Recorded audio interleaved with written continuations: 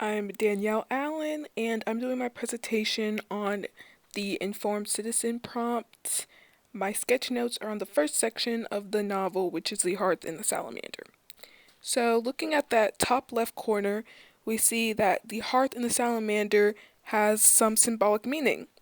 A hearth represents a fireplace, which is like home, and a salamander is said to be unaffected by flames. So these salamander pretty much represent the firefighters in this dystopian society in the novel. We also see that 451 is actually the temperature at which books burn. So we're getting an idea of the title of the novel and the title of the section. It all has important meaning, symbolic meaning, all that. So moving down, we see that books were not allowed in this society.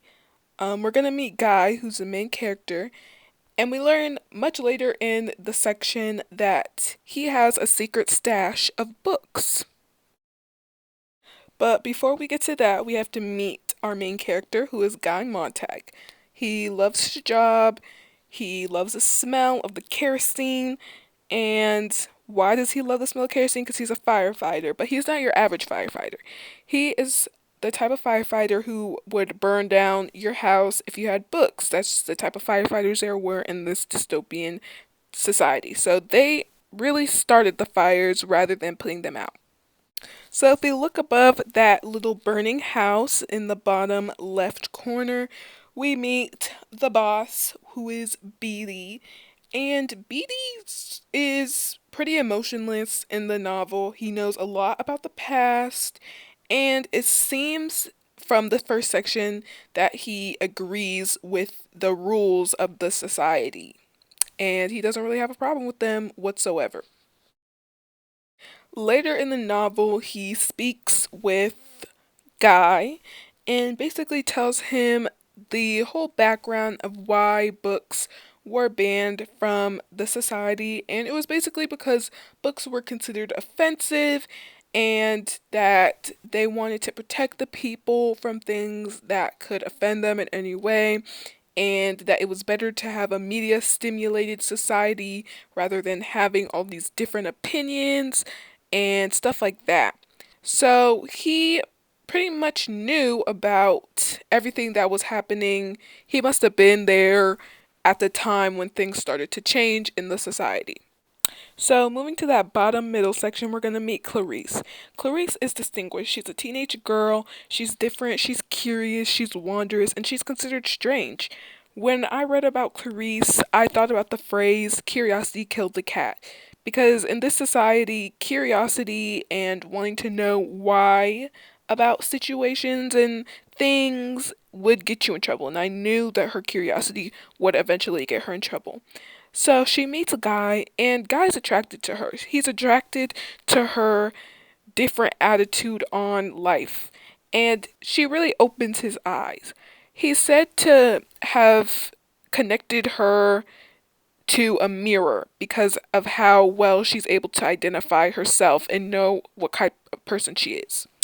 It's important to note that Guy is a grown man, and we sort of see throughout this section that even though Clarice is young, she knows what she believes in, she knows how she feels about situations, and she's happy. Guy isn't happy, and we learned that. She even questions him about it because it's not hard to see. So, Guy starts to reflect on his life and he starts to question his happiness.